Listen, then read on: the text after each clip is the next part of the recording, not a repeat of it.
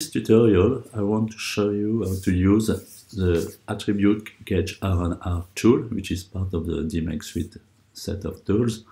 So this is a measurement system analysis that we perform with a gauge R&R study for attribute data. Attribute data, is it good, is it bad? This is okay, it's not okay, or okay KO. In this tool, you have some principles. The white cells, this is where you can enter your inputs. The blue cells are protected, and usually you cannot erase them, and they contain, some of them contain formula. Second principle is that in this tool, you enter data, and you will see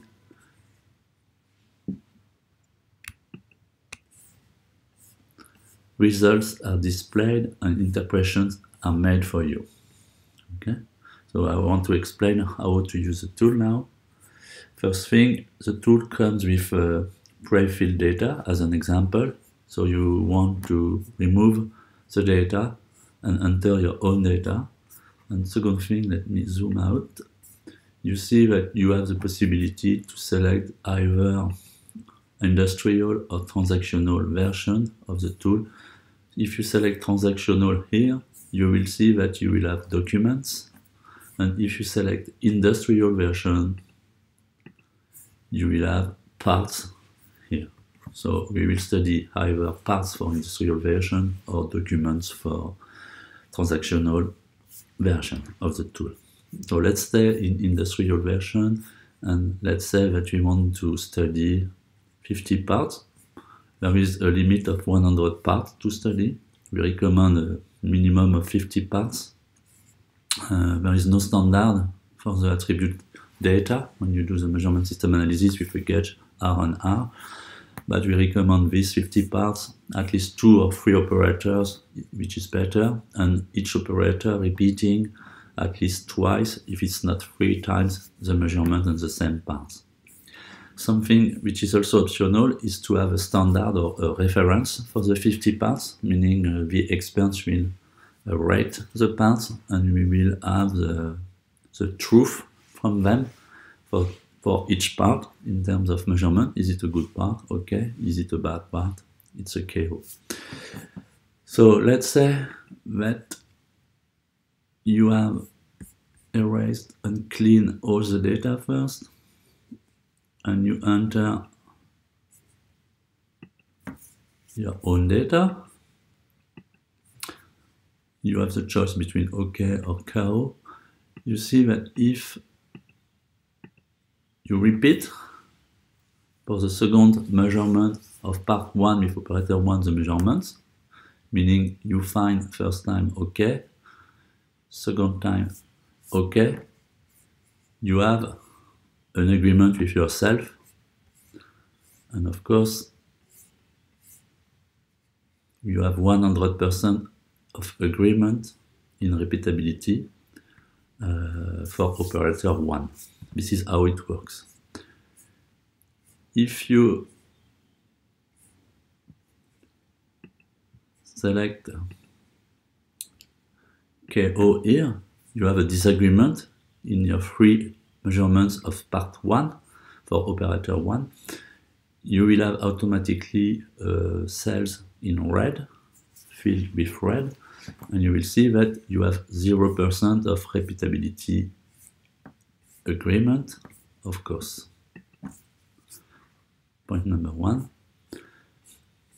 So it means that to have 100% repeatability, operator 1 needs for all parts that he will assess, evaluate, be in agreement with himself. If there is one disagreement among the 2 or 3 measurements, repetition 1, 2, and 3, it will be counted as a disagreement.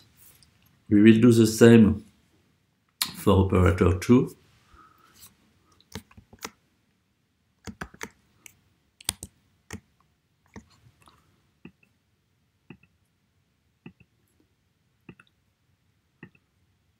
Okay. And same thing, if operator 2 is in agreement with himself 3 times when he measures 3 times the part 1, and he finds the same measurement as operator 1, in this case OK for the part 1, we will have 100% of repeatability for operator 1, 100% of repeatability for operator 2, and 100% of reproducibility for all operators. Here we have no measurement of percentage of agreement versus the standard or the reference, because we have no reference for the moment. If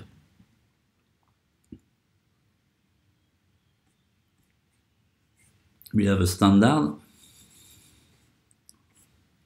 and the standard is OK, it has been evaluated and appraised by experts, let's say. Part number 1 is considered a good part.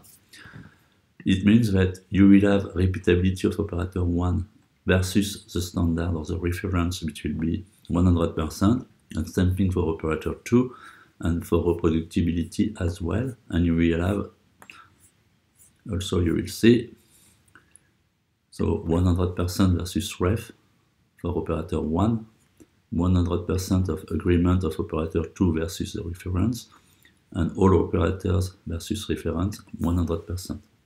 And the number of all evaluations compared to the standard will give us 100% of concordant appraisals. Okay? There will be 0% of OK appraised KO, of course, because all are good measurements done by operators versus the reference, and there is no KO which are appraised OK.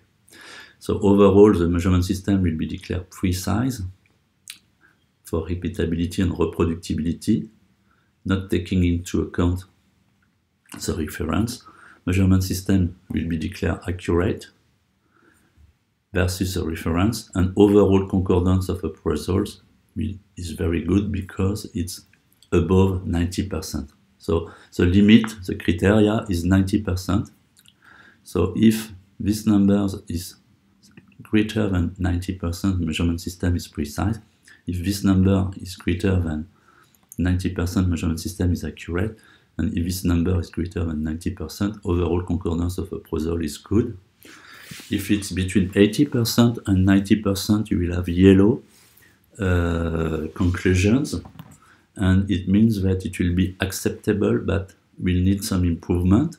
And if it's below 80%, it will be red, and it will not be acceptable, meaning you need to fix your measurement system, either with training, with operating standard instructions, and of course you will need to think in terms of 6 M's and perform an analysis of your measurement system to understand what is wrong and to improve it by reassessing with this table, with this tool, the gauge with repeatability and reproducibility measurements. So this is what we call the gauge R&R. So for attribute data, precisions, you don't need the reference column, but for accuracy, you need it, of course, because we evaluate against the reference all the measurements.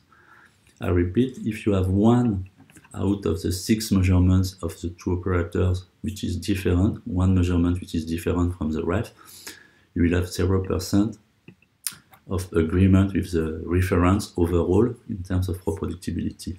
So I will show you the results.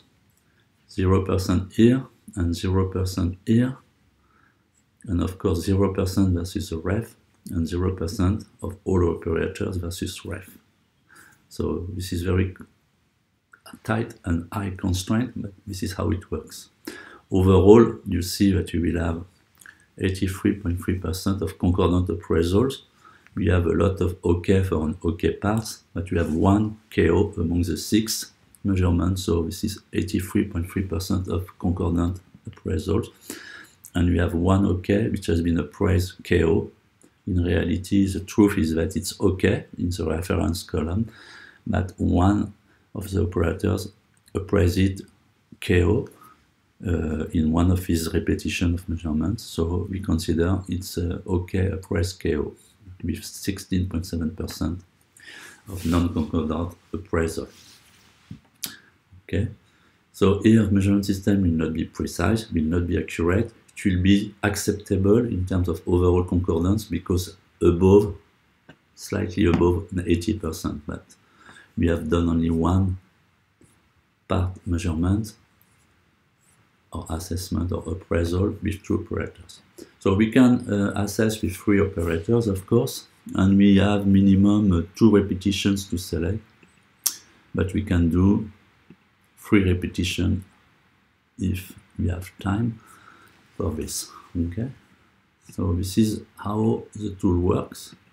And the last comment is that we need a minimum of measurements to have a good study, and this is why here you will see that gauge erroneous study will be balanced or unbalanced depending on the number of parts and measurements with enough data or not enough data, and we recommend a minimum of 200 data.